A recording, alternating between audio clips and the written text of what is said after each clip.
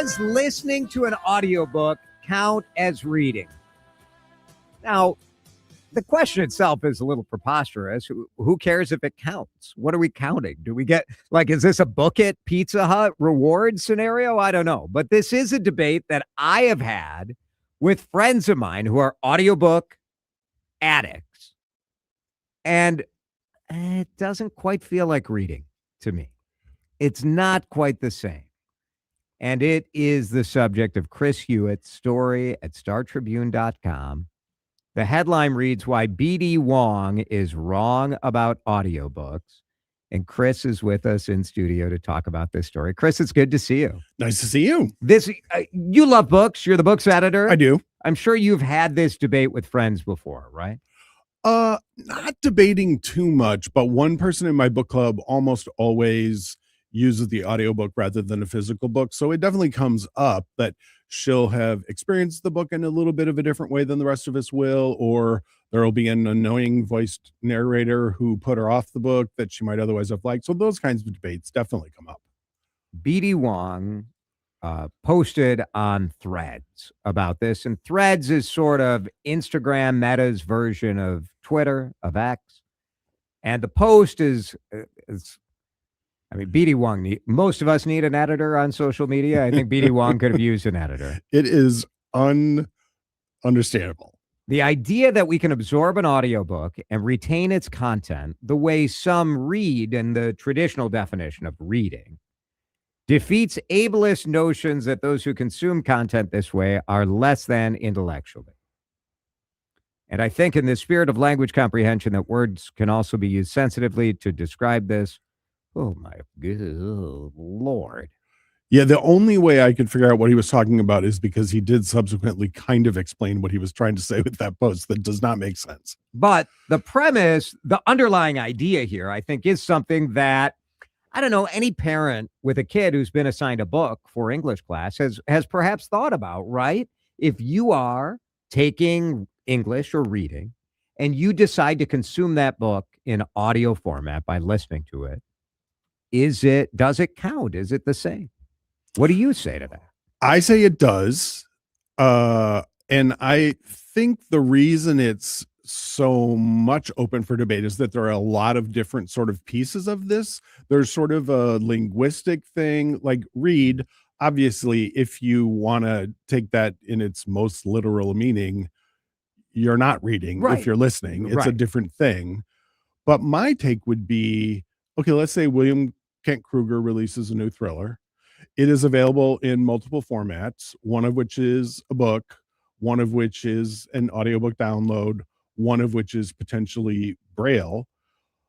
The consumption of that book is what we call reading, regardless of the format we're reading it. And I don't think anybody would want to say to, let's say, a blind person who reads using their fingers, you didn't read that book because you read it in a different format. So why are we treating it differently if it's an audiobook? And I think shame might be the missing component in this argument. I think people are shaming people who don't do the active work. I'm putting active in quotation marks. Yeah. You know, they say it's passive because you're going on a walk and you're reading a book at the same time. So you're not really doing the work. And you are, if you're listening attentively. And well, you can also inattentively read, right? You can Sure. mindlessly read in a traditional sense. I'm a little more traditionalist, I guess. I'm a little more willing to shame. Go for it. Because, well, certainly your example of a blind person. Yeah. If you're blind, you're reading Braille, you're reading. You're Right. reading. Right. That is the way that you are able to consume the written word. But if you are listening to an audiobook, I would say you are still doing something more noble than, flipping through Instagram all day or TikTok. And there's a little bit of imagination that you have sort of offloaded to the listening process. Even down to the way names are part of the enjoyment I get from reading is creating this universe in my mind where it starts with the words and then I get to fill in the rest. Right. And when you listen to a book, you know how names are pronounced. You know how, it's just a little different. it's a little different. I don't think it's a major difference. I don't want to go to war with someone over it, but I would say you're a little bit better if you physically read the little word, if you read the written word. So You're we're a awarding points. Yes. And you get fewer. Isn't that what life is about? I was sort of trying to think today, talking with a colleague, I was thinking, is there a difference between fiction and nonfiction? Like the one time I've ever consumed an audiobook, it was nonfiction. It was Barbara Streisand's autobiography, which is more than 900 pages long. The publisher didn't get it to me in time, but they said, hey, we can get you an audio download. So I said, okay, fine. And I listened to it at 1.5 speed because it's a lot. Did you feel like you had to disclose that to your audience at the Star Tribune? I think I did disclose it. But why did you feel like you needed to if it's the same thing? Well, the thing I disclosed was that I listened at 1.5 speed so that I could get it all in. Because one of the commenters on my story said, oh, well, people who are using audiobooks are just lazy because you can do that so much faster than you can read. And that is not the case. Barbara Streisand's book was 48 hours of material. And, if you figure you read about a page a minute, that's more like 15 hours of reading. So it's more work. I don't know if it's lazier. It feels a little to me like you're cheating. It feels like you're cheating. Now, I'm talking myself into being more of a jackass about this than I intended. You're making me livid. But the thing with the Barbara Streisand thing is you want her point of view or, potentially any memoir. That's true. I can see a benefit to listening to a memoir for sure. Yeah, because it's all about her point of view. But I take your point, particularly with let's say fiction. I don't want some rando pre-interpreting the book for me before I can. So it would definitely be not my choice to listen to an audiobook on fiction, but I wouldn't tell somebody who did that they didn't read it. Would you say they're cheating? And I wouldn't say they're cheating either. I think all reading is good. I guess I'm sort of a fundamentalist on that, probably, is that I would always say it's good to read, unless maybe it's a James Patterson book. Wow. Then we can talk. Yeah, that's fair.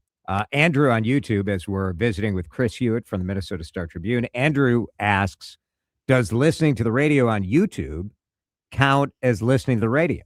Because he's listening/watching this show right now. It absolutely does, right? Not in ratings. I probably don't get any credit for this. Oh, sure. But I don't care. I just want to have people listen wherever they want to listen. Yeah. I suppose the same would be true for an author. Now I'm talking myself out of my... Do authors care? Do you get the sense that an author would prefer you to read the book versus listening? I've never asked that question, but I'm guessing that they want to meet people where they are. Sort of my view, right? Yeah. Huh. And, audiobooks have become a huge part of the landscape in literature. They've grown exponentially more popular in the last few years. I think the pandemic probably helped, although I guess we blame everything on the pandemic. But physical book sales are relatively flat.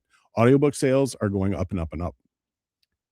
What about the kids' circumstance, the sort of in-school circumstance? If my kids, well, I don't know. Do I know that my kids were even reading the books that they were supposed to read? Like, we had to make some effort to get what were those, like, the little cliff notes? Right. We had to make an effort to go obtain those. Whereas now you just probably chat GPT and ask for the core, what's the plot? What's the this? What's the that? Or, go to That's Wikipedia. Cheating, right? You're not reading it. No, like if you read the cliff notes, that's not reading a book. No. And, we were also talking about this today. I was like, okay, well, I don't think Reader's Digest condensed books exist anymore. I think they've more recently than you'd think, but I think they are done. But like, if you read the 100-page version of a book that was 400 pages, did you read that book? I would probably argue no. No. But if you listen to the audiobook, you listen to the whole thing. So there is a hierarchy. You don't want me assigning points, but you're saying if you read 100 pages, you're not quite as good as the person who listened to the audiobook. I don't think you're getting the benefit of the book as well if you only read a quarter of the book. But if you are listening to the audiobook, you're getting the whole dang thing. It is true. It is true. And ultimately the question is, what is the purpose of reading? So my initial reaction on this, and Dan pushed back on me, I think correctly, my initial reaction was part of reading is the mental stimulation that happens when you're firing your synapses by reading words on a page, and there's sort of mental work that happens there that I'm not convinced happens at the same level when you're just listening. I mean, there's been studies done in terms of comprehension. I don't know if this has to do with Are you talking about interpretation more than you are about comprehension? Interpretation, comprehension. I do think that there is a different mental exercise that happens. I feel differently when I'm reading something versus listening to someone. Both are noble, but it feels slightly different to me. You're really hung up on this nobility thing, I Jason. guess I wouldn't want like my fifth grader to just listen to an audiobook instead of read the assignment. I kind of see what you're saying, and I actually wouldn't either. I would rather read the book. But I also wonder, this thing we've talked about where maybe there's an element of interpretation that's been done for us. Maybe that creates an element of interpretation that you can then react against. Like you could reject that element of interpretation or accept it. And maybe that actually makes the experience a little bit more, you've got your own book club happening in your head. Texture says the audiobook readers I know do other things while reading, like cleaning. I want to sit myself down and read a book. I think that is the rip on the audiobook crowd, that they're multitasking. Yeah. And it's harder to do that when you're reading. You can mindlessly read, but when you can listen to music while you're reading. And I mean, I once knew a person, don't try this at home. I once knew a person who read while he drove. So it's not great. No, it's a bad idea. It's a terrible idea. I love the question. I love the story. And, just read. However you do it, read. Yeah, that's it. Chris Hewitt is the books editor for the Minnesota Star Tribune. You can read his piece about why the actor B.D. Wong is wrong. And we're going to call him B.D. Wrong now. Chris Hewitt, thank you. Appreciate it. Thank you.